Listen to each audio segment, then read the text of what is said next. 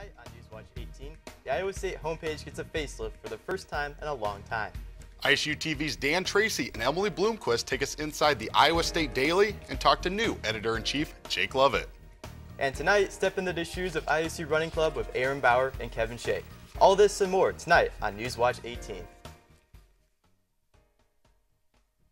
Live from Studio B, this is Newswatch 18 with Jody Courthouse, Erica Landsman, and Dan Casson Sports.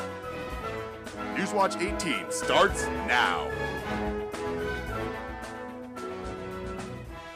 Good evening and welcome to the April 5th edition of Newswatch 18. I'm Michael Layton. And I'm Aaron Bauer. Ames police on Saturday responded to a robbery at the subway located at 3218 Onion Drive. The suspect had a handgun and demanded money.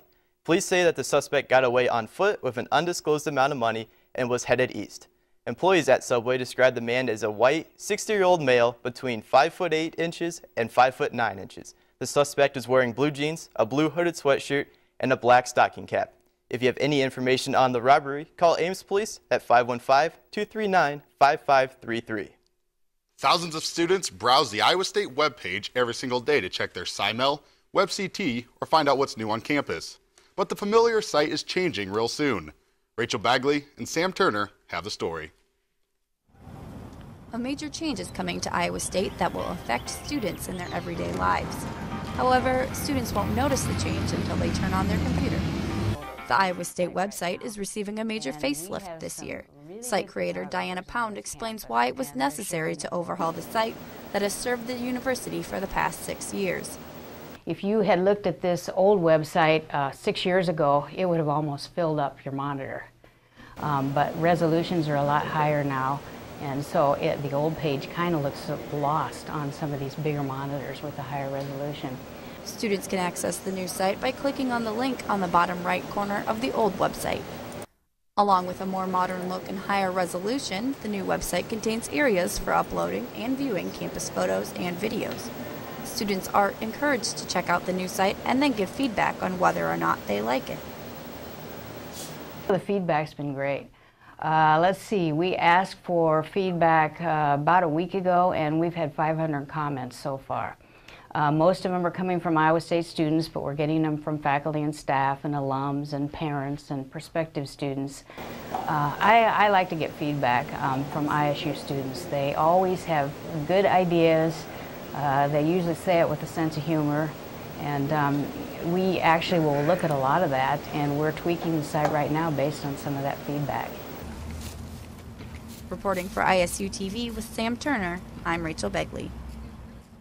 The university hopes to replace the old site with the new website by the end of June. After that, other departments and individual colleges will update their sites to match the new design. This week is Severe Weather Week in Iowa. Authorities use this week to remind residents of the severe weather potential in the state of Iowa. Each day of the week is focused on a different severe weather risk. One activity that takes place during the week is a statewide tornado drill.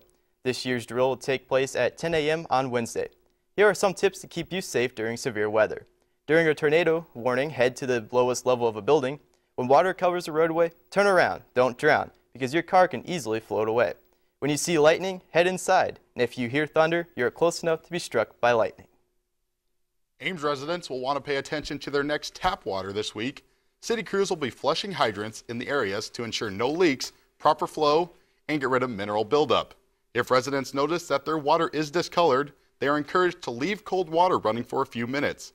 The City of Ames also asked drivers to use caution when traveling near crews due to possible water buildup on the streets. For more information, when the crews will be in your area, call 515-239-5551 or visit thecityofames.org. The Iowa State Daily will start its 121st year of publication next year, and they'll do so with a new editor-in-chief. Dan Tracy and Emily Bloomquist caught up with the newly elected leader of the paper. Hamilton Hall can be a lonely place on Sunday nights. Only a few loyal employees spend their evenings putting together Monday's issue of the Daily. Jake Lovett is one of those students. Currently the sports editor at the Daily, Lovett was named the future editor-in-chief last Tuesday. I'm really excited to actually get to work and start trying to implement the ideas that I want to implement, because they've been rattling around in my head for over a month now, and I want to actually try and get to do them. Each year, as the newspaper industry changes, the editor-in-chief is forced to adapt. Mark Witherspoon, the Daily's editorial advisor, has seen the goals of an editor-in-chief change over the course of 12 years. Looking at where the industry is going, looking at where other newspapers who are leading newspapers in the country, what they're doing, taking those ideas that you want to accomplish here and figuring out how you can accomplish them here in the year that you have as an editor-in-chief. Out of the 4 applicants for next year's position, Lovett's plan for a more visually pleasing product stood out in the eyes of the Daily's publication board. More graphics, more information graphics and things like that in the newspaper instead of just blocks of words. Lovett will be one of the few editors in the last decade to start early, as he'll take over the position this summer. The junior from Garden Grove, Iowa, believes his work ethic will benefit next year's staff and the readers of the Iowa State Daily. And then I'm going to come to work every day and make sure that when the Daily leaves, that if I'm the last one to look at it, that it's going to be good. For ISU TV with Dan Tracy, I'm Emily Bloomquist. If you're sticking around Ames this summer, be sure to pick up a copy of the Daily every Tuesday and Thursday. To some people, dancing is a hobby, but to others, it's a way of life. This weekend, Hy-Vee Hall in Des Moines hosted Talent on Parade's national dance competition. More than 30 studios came together to compete from all over the country. A panel of judges selected the best performances from solos, duets, trios, and group productions. The competition featured categories from hip-hop and jazz to tap and Broadway. Later this week on Newswatch, we'll go behind the scenes to give you a sneak peek of what it's like to live as a dancer and what exactly goes into making a dance competition successful. So Aaron, what's new with sports? Well, softball was in action today and a long stretch of important games coming up this week. And also a hard story from a Japanese pro golfer. You're watching Newswatch 18. Tools, but here's one that I recommend everybody try. Edie, the estimator at myfdicinsurance.gov. I want you to know without a doubt that your money in the bank is 100% FDIC insured. That way you can't lose a penny no matter what.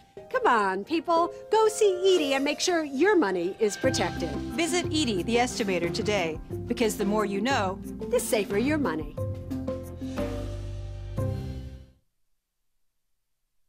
Welcome back.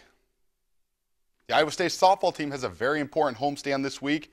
The 5 games began this afternoon as the Cyclones hosted Northern Iowa, and the Cyclones dismantled the Panthers 11-3 this afternoon. Minnesota will be back in town Thursday for a doubleheader, and then finally this weekend, number 19 Texas Tech visits Ames for a Saturday-Sunday series. Cyclone pitcher Rachel Zabriskie is only 10 strikeouts away, becoming one of the top 10 All-Big 12 leaders in that category.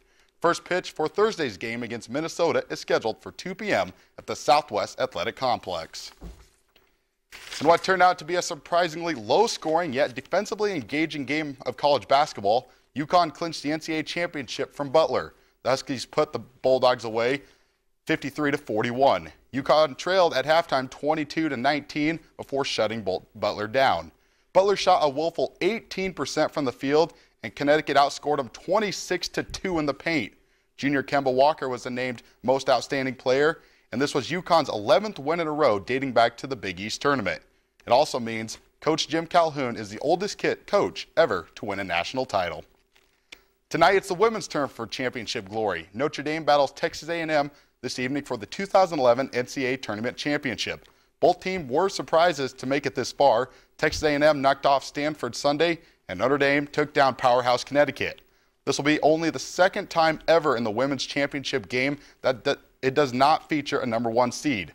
Tip-off between the Irish and Aggies is scheduled for 7:30 on ESPN. Finally, pro golfer Ryo Ishikawa will donate his entire earnings this year and a bonus for every birdie he makes to the earthquake relief funds in Japan. Iwakawa was 3rd on Japan's money list earnings last year with $1.82 million, and Ishikawa competed in the Masters morning group with Padraig Harrington. Now to weather with Sam. Well, thanks, Aaron. It looks like we finally got away from that cold weather. We're starting to see a bit of a warm April feel, starting to get into summer. Stay tuned for this and more after the break. This is Newswatch 18.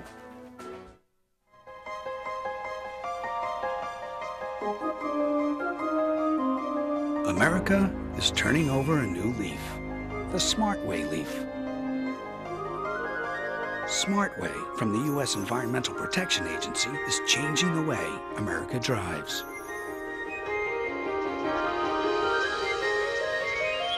Look for the Smart Way leaf to help you identify environmentally friendlier cars and trucks.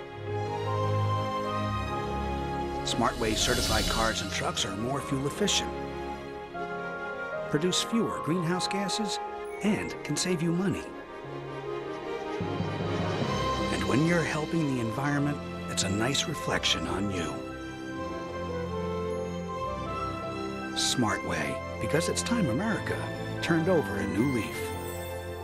Follow the leaf. Go to www.epa.gov/smartway. Welcome back, everybody, to Newswatch 18. I'm meteorologist Sam Schreier. I'm going to bring you your weather tonight. So let's jump right into Iowa weather. As you can see, the day planner for today, Ames, midnight tonight. We're going to look at 51 degrees, slightly cloudy out tonight. As we go into tomorrow morning, slightly cloudy again, partially cloudy, 48 degrees. A slight wind out of the south, 3 to 5 miles an hour southwest. And then 3 p.m. tomorrow afternoon, it's starting to look real nice. We're starting to see those warm-ups like I told you about, 60 degrees and northeast wind, 7 to 12 miles per hour. So everybody's going to be out there enjoying that with the kids, I hope. Our current conditions in Ames right now, we're starting to see some little, starting to see nighttime. 61 degrees outside right now. It's very gorgeous out. If there's any daylight left, please get out there with the kids and enjoy that. Winds are 15 miles per hour-ish out of the south. And now as we look at our current conditions around the state, let's take a look at Iowa. 50 degrees, this nice band. That's been mostly the top part of the state. And then 60 degrees throughout the mid to southern part of the state. Again, very nice out. Just wonderful weather. Let's take a look at our national next ride. Not much going on throughout the U.S. We have some scattered showers out here in the western part of the United States. And again, Midwest is completely high pressure dominated. We do not have much going on here in the Midwest. And then over there in the far eastern, northeastern part of the United States, we've got some slight precip going on, but that's moving out. Getting ready for this weekend. Ames forecast tonight, we've got partial cloud cover. We're going to have 7 to 12 mile per hour winds with 43 degrees. And as we step into tomorrow, we're going to see pleasant conditions outside, 62 miles per hour, or 62 degrees, winds 5 to 10 miles per hour. And as we take a look at our extended forecast here into the weekend, we've got a warm-up come through along the week. And as I said, into the weekend, we could see slight, severe thunderstorm warnings through southern part of Iowa into Missouri and such. So that's all for your weather. Let's send it back to the desk with Michael. Thanks, Sam. What many people consider to be an obligation to fitness, one campus club finds to be its definition of fun.